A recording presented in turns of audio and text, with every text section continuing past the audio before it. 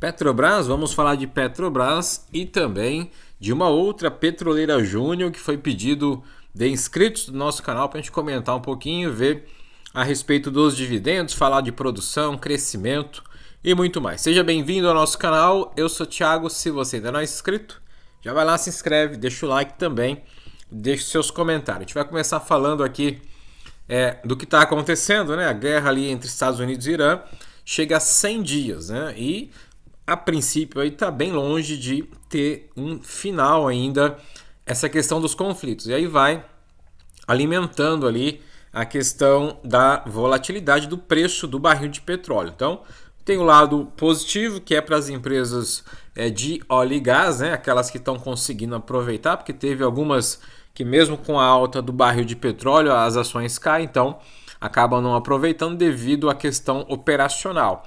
Mesmo assim, o petróleo deve se manter a princípio aí até o final do ano muito volátil. Aí o mercado tem uma estimativa de 80 a 90 dólares que pode permanecer essa média aí até o final do ano de 2026. Afinal de contas, se não resolver os conflitos aqui, a tendência é que exista o crescimento da demanda e a oferta acaba sendo reprimida porque não tem ali muita produção de petróleo. A gente vai falar também uma questão do aumento da produção global que pode influenciar no curto prazo pelo menos, mas a princípio aqui a gente enxerga que o petróleo tende a ficar em níveis mais elevados aí nos próximos meses também.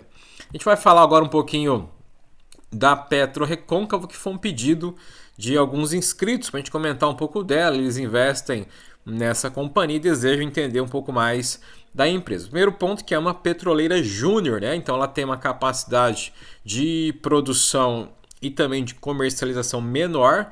Ela tem muitos ativos ali, quando nós chamamos aqueles ativos terrestres, que são os ativos onshore, onde você tem uma capacidade de reserva menor, né? Apesar do custo, né, ser mais barato, você não consegue expandir de forma muito rápida as suas reservas e, consequentemente, você tem ali um padrão de produção, né, exploração menor em relação a outras petroleiras que fazem as explorações mais em alto mar. É uma companhia que está um bom tempo na bolsa, né?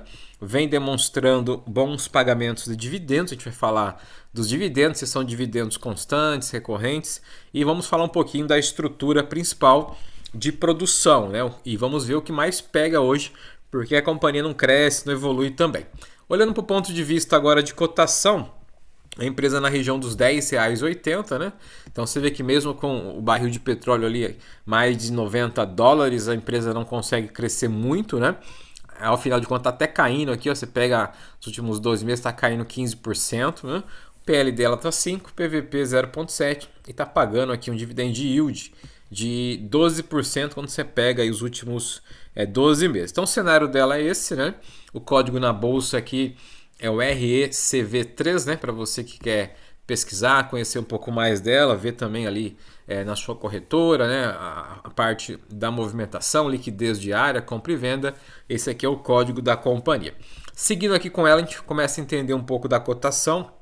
A gente vê que ela bateu aqui um topo, né? A máxima dela mais recente, ó, 13,97. No começo ali de abril, metade de abril, ela chegou nessa região dos 13,97. De lá para cá, as quedas somam mais de 20%, né? Vem caindo aqui e fechou ali na região dos 10,78, 10,80, que foi o último fechamento aqui de negociação na bolsa, né? O que chama a atenção dela aqui, ela tem uma boa liquidez, né? O mercado começou a comprar mais ela, a vender também. Quando a gente olha mais atrás aqui, final do ano passado, mês 11 e também dezembro e janeiro, né? A companhia chegou região aqui dos 9 e pouquinho, né? Então ela está 10,80, está bem próximo da mínima aí que ela teve mais recente nos últimos meses também. Afinal de contas, a empresa, a gente vai falar um pouquinho ali do lucro dela, né? A empresa ela é lucrativa, né? Mas o mercado penaliza ela por um motivo e esse motivo nós vamos entender agora, né? Apesar de pagar dividendos, a empresa tem um bom nível de alavancagem, mas o mercado olha outra coisa também. O mercado de petróleo, para você que está começando a investir ou você que já investe aqui, é importante entender que ele olha muito a questão do crescimento. Não adianta só eu produzir hoje porque é muito competitivo o mercado. Então eu tenho que estar investindo, fazendo aquisições, né?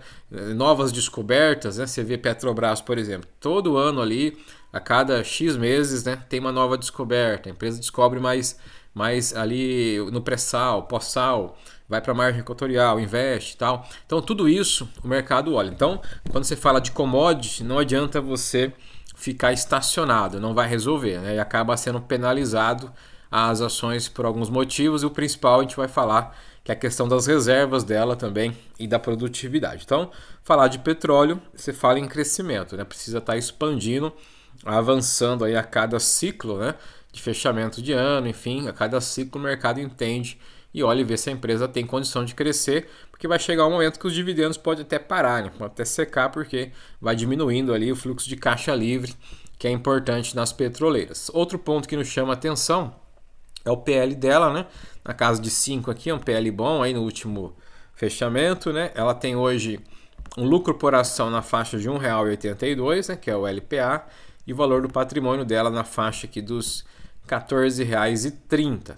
Outro ponto também que é importante a gente sempre olhar nas empresas de óleo e gás é a questão da margem, né? Elas investem, acaba tendo um capex até razoável, né? Aqui a empresa não investe tanto, mas investe um valor. Quando você olha a margem líquida dela, a margem líquida boa, né? 18% pelo cenário e mercado que ela está. A margem EBITDA 44%, uma boa margem EBITDA também.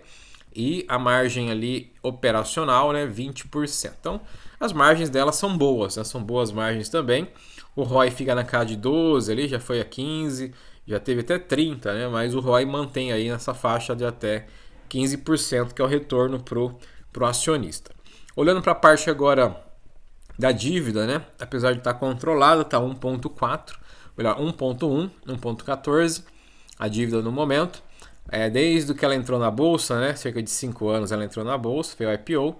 De lá para cá a gente observa que a dívida aumentou, né? Teve mais investimentos, acabou captando mais dinheiro, mais recursos, e aí tem que pagar, né? Tem que pagar os juros das dívidas que não estão tão baixos, né? Então a empresa, apesar de ter um fluxo de caixa recorrente, o não crescimento tão sólido nesses últimos 5 anos da receita do lucro é muito estagnado, é muito estável, o mercado penaliza ela. Então, ou seja, a dívida, apesar de baixa, ela pesa ali no orçamento da empresa. Então, ela fez uns anúncios há uns anos atrás de bons proventos, de bons dividendos, mas olhando hoje para o cenário não é a realidade para ela manter, né? Não é sustentável ela manter grandes níveis de pagamento por causa da lucratividade, que ela não consegue expandir e crescer muito também. Outro ponto que nos chama a atenção dela está aqui, né? Que é o lucro. Aqui você tem o patrimônio, você tem a receita e o lucro líquido. Desde que ela entrou na bolsa, né? Você viu que vai evoluindo aqui. Se a gente pegar de 2022 para cá, o patrimônio está na faixa de 3,8 a 4 bilhões. Então você vê que de 2022, estamos falando de 4 anos. Ela não evoluiu praticamente em nada o patrimônio dela. Ela não consegue, né, expandir ali devido à geração de caixa dela. A receita também na faixa de 2,9, 2,8, 3,2, 3,1 e agora 2,1. Então você vê que a receita ela é estagnada. Não tem crescimento, não existe o crescimento. Porque a empresa ela não tem hoje, digamos, uma capacidade, né, de fazer grandes investimentos.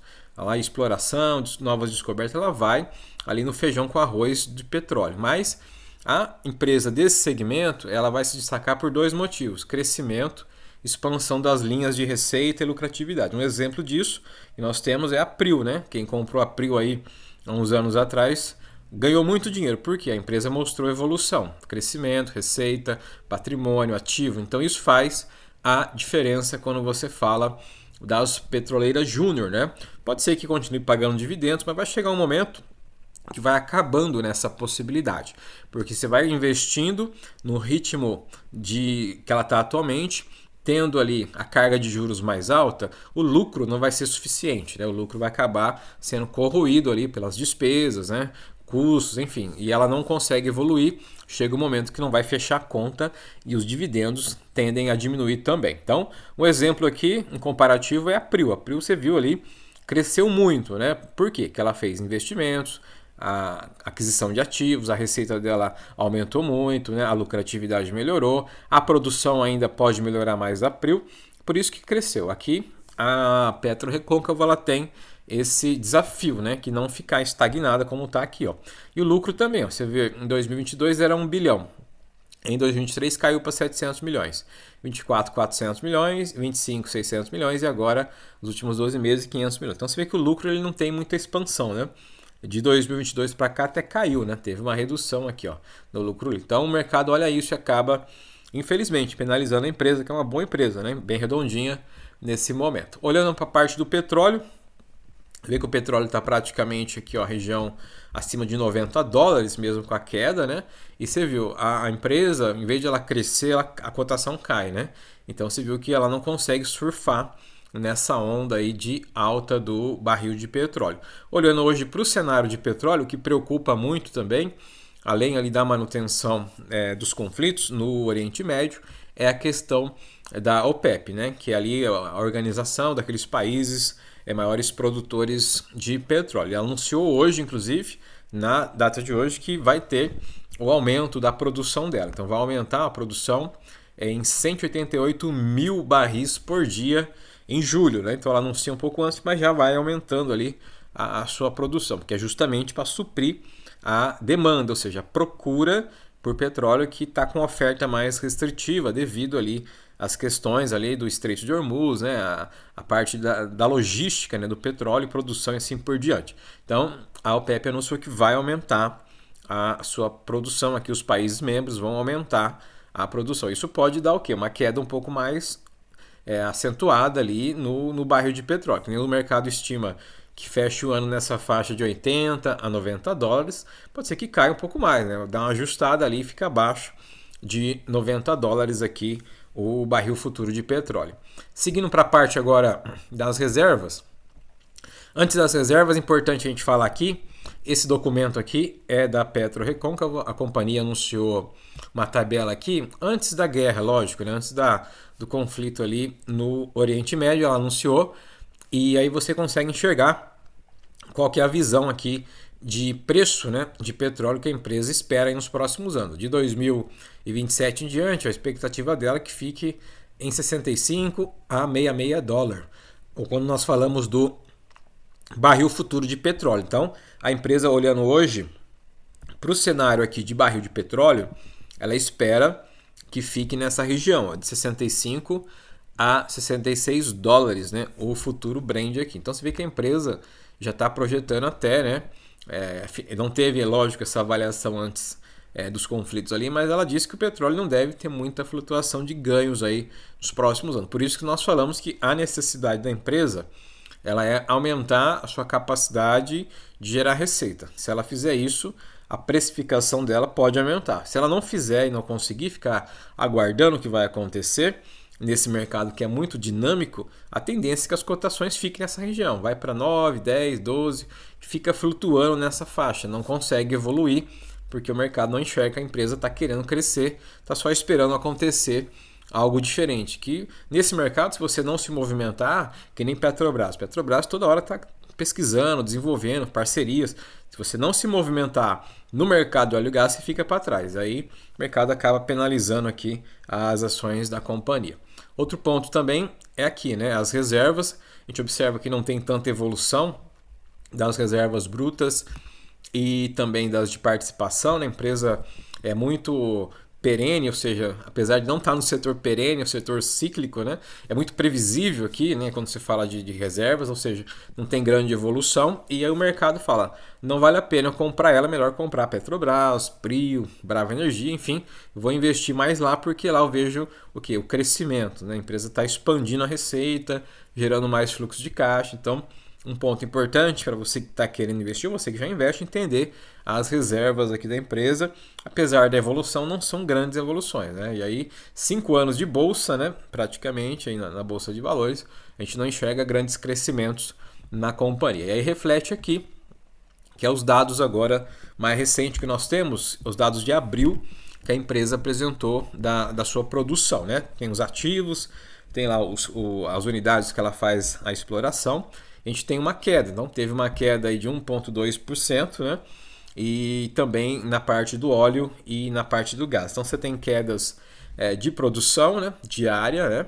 Isso vai ao encontro com aquilo que a gente acabou de falar. Hoje ela depende muito, né, de poucos ativos, e esses ativos vai chegar um momento que as reservas ali você tem que estar aumentando a sua capacidade de investimento para buscar mais óleo ali naquelas regiões, e vai chegar um momento que não vai ter tanto. Então, por isso que quando você investe em petroleiras, entender o modelo de negócio, que não é tudo igual também, que nem Petrobras, por exemplo, a empresa ela atua mais no modelo offshore, que são as explorações em alto mar, né, águas profundas, águas ultra profundas, que apesar de você investir mais, ela tem muita parceria. Então, tem parceria com a Shell, outras empresas, porque juntas elas conseguem alcançar o que sozinha ela não vai alcançar. Então, por isso que aqui a PetroRecôncavo poderia também buscar mais parceria, né? E aí cabe o quê? Cabe a gestão, quem está ali no controle, né? Quem é o cabeça ali, enfim, o estrategista, né, da empresa, olhar isso e falar, opa, a gente pode crescer mais desde que eu tenha parceria, desde que eu busque, né, alternativa, não ficar esperando acontecer com as minhas reservas ali, só explorando terrestre, que não vai rolar por muito tempo aqui a questão do crescimento. Olhando para a parte também aqui do que ela justifica, né? Então ela diz aqui que os ativos dela, petróleo, redução de 3,4% em relação ao mês anterior, devido a paradas programadas ou não programadas, enfim.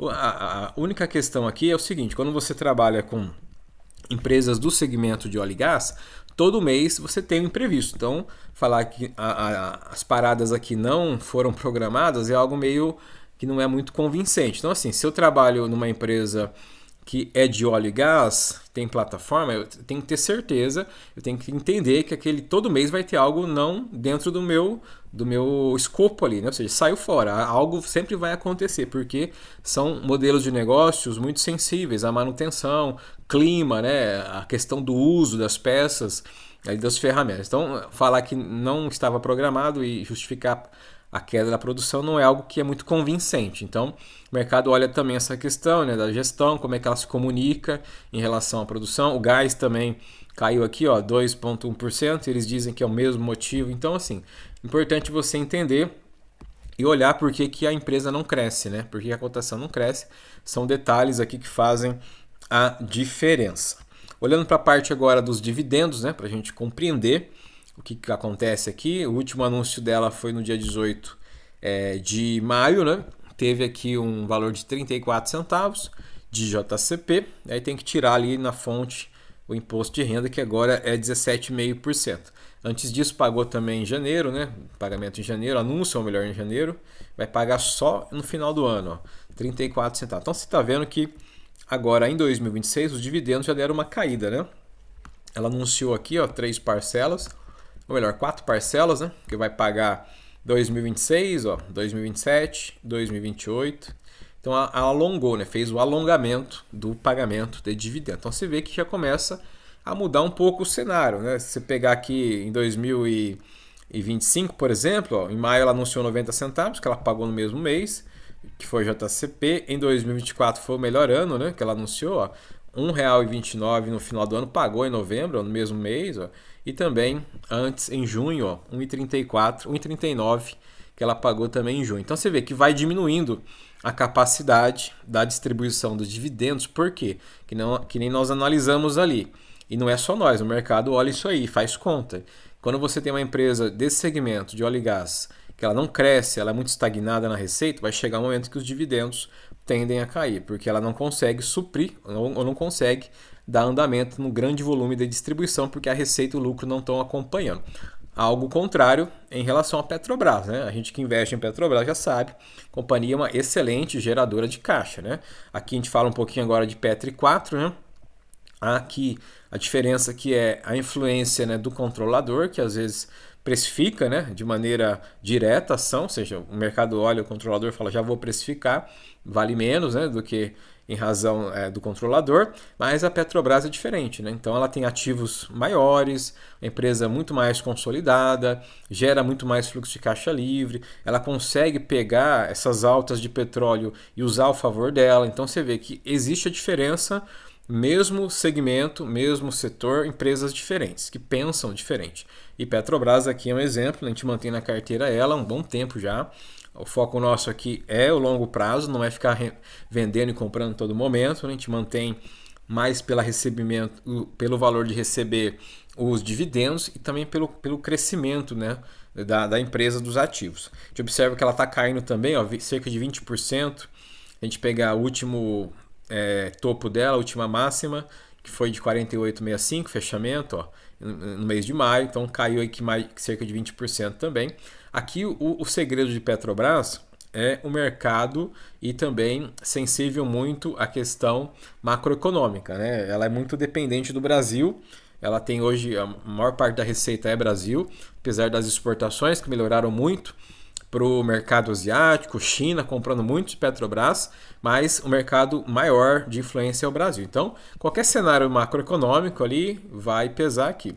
E se tiver, né, ali esse aumento da produção da OPEP por um período maior, é bem provável que até o final do ano, e tiver um menor nível de conflito, a questão é que o barril cai, a empresa vai acompanhar. Então, um preço bom para comprar hoje Petrobras vai estar nessa região, dos 37, está bem próximo, né? R$40 para 37, pode recuar.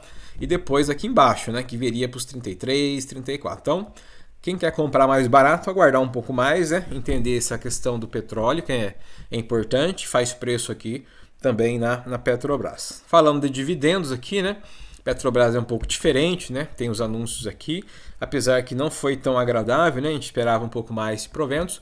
O último anúncio foi agora da Tacom em junho, dia 1º, que ela vai pagar em agosto e setembro, mas depois ela vai ter mais pagamentos, né? Tem pagamentos aí para dezembro, para mês de agosto também, ó. E depois a gente vai trazer uma projeção. Agosto ela deve anunciar mais um lote de pagamentos e depois mais um lote para o final do ano lá no mês 12. Dividendos extraordinários, a gente até tinha uma expectativa, mas eleição, né, ano de eleição, então o governo provavelmente não vai anunciar dividendos extraordinários, porque acaba deixando uma sensação ali de mais benefício, né, para os acionistas. Então o governo vai mais investir, né, vai pegar mais os recursos ali que a companhia tem no caixa, vai fazer os investimentos. Então, dividendo extraordinário para esse ano a gente até tinha uma projeção, mas a expectativa é menor, né? Pouco provável que tenha dividendo extraordinário. Mais provável que para 2027 em diante, se a empresa manter, né, os bons níveis de caixa, ela está batendo um recorde de produção, né?